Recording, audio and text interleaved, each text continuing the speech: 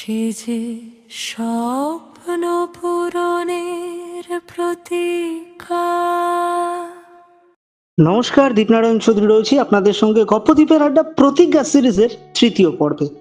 প্রথম এবং দ্বিতীয় এই দুটো পর্ব আমরা যেখানে শেষ করেছিলাম, আজ তৃতীয় পর্ব আমরা সেখান থেকেই শুরু করছি।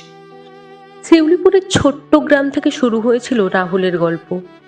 একটা সাধারণ ছেলের অসাধারণ স্বপ্নের যাত্রা। শৈশবের সরলতা, প্রথম ভালোবাসার মায়া, সে পা বাড়িয়েছিল নতুন জীবনের পথে। মেঘলা তার জীবনের সেই অধ্যায় যাকে সে কখনো ভুলতে পারেনি, শুধু সময়ের ভাঁজে লুকিয়ে রেখেছে।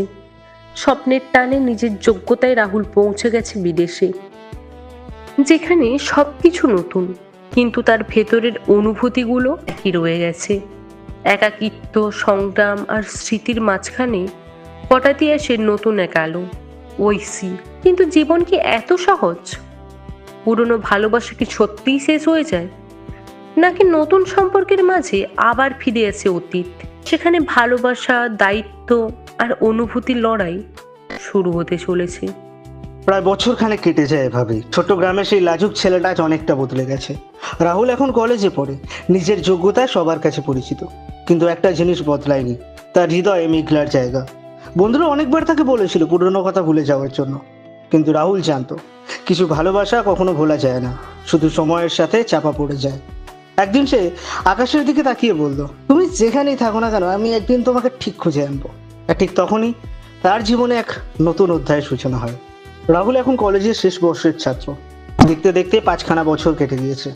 পরিশ্রম আর মেধার জন্য শিক্ষকরা তাকে আলাদা করে চিনত। গ্রামে সেই সাধারণ ছেলেটা আজ সবার কাছে গর্ব।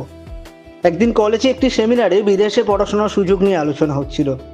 রাহুল মন দিয়ে সবকিছু শুনলো, আর তারপর ভেতরে জ্বলে উঠলো একটা আগুন।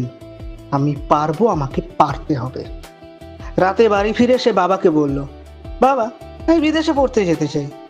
বাবা কিছুক্ষণ চুপ থেকে বলল, যদি মন থেকে চাস তাহলে তোকে থামাবো না।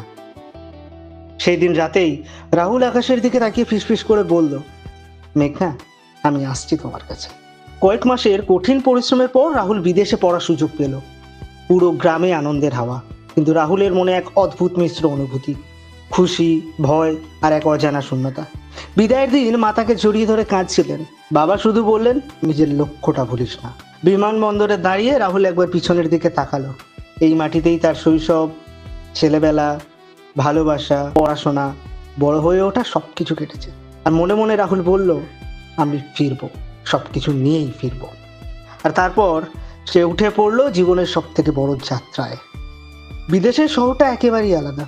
উঁচু উঁচু বিল্ডিং, ব্যস্ত রাস্তা, অপরিচিত মানুষ, সবকিছু নতুন। প্রথম কয়েকদিন রাহুল খুব অস্বস্তিতে ছিল। ভাষা, পরিবেশ সবকিছুতেই সে একটু পিছিয়ে। ক্লাসে চুপচাপ থাকতো, কেউ তাকে ঠিক চিনত না, আর কেউ কারোর সাথে কথাও বলতো না সেভাবে। রাতে হোস্টেলে জানালার পাশে দাঁড়িয়ে সে ভাবতো, এই শহরে সে সব থেকে একা। আর সেই একাকিত্বের মাঝেই তার মনে পড়ে যেত মেঘলার কথাগুলো। দিনগুলো কেটে যাচ্ছিল, কিন্তু একাকিত্ব কম ছিল না। বন্ধু বানানোর চেষ্টা করলেও রাহুল নিজেকে খুলে বলতে পারতো না। একদিন রাতে বৃষ্টির শব্দে হঠাৎ তার মনে পড়ে গেল সেই স্কুলের মাঠ আর মেঘলার সাথে ভেজার মুহূর্ত। অজান্তেই তার চোখে জল চলে আসে।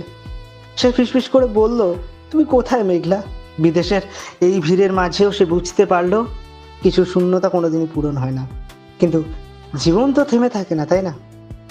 একদিন ক্লাসে প্রজেক্টের জন্য একটা গ্রুপ বানানো হচ্ছিল। শিক্ষক রাহুলকে এক মেয়ের সাথে গ্রুপে রাখলেন। মেয়েটার নাম ছিল ঐশী। খুব আত্মবিশ্বাসী, হাসি খুশি আর প্রাণবন্ত।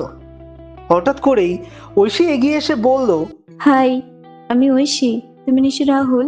রাহুল একটু লাজুকভাবেই বলল, ঐশী হেসে বলল, চিন্তা করো না, আমি আছি, আমরা একসাথে প্রজেক্টটা করব। আর সেই সহজ হাসিটা যেন রাহুলের একাকিত্বের ভিতরে একটু আলো এনে দিল।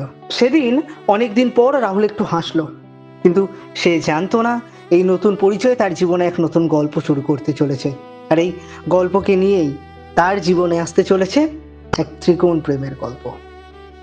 প্রতিজ্ঞার প্রথম পর্ব, দ্বিতীয় পর্ব এবং তৃতীয় পর্বে এই সিরিজের মধ্যে আমরা দেখেছি রাহুলের স্বপ্ন পূরণ, গ্রামের ছেলে থেকে বড় হয়ে ওঠা, মেঘলার সাথে প্রেম, তারপরে একটা হারিয়ে যাওয়া, সেখান থেকে ঐশী রাহুলের জীবনে আসা।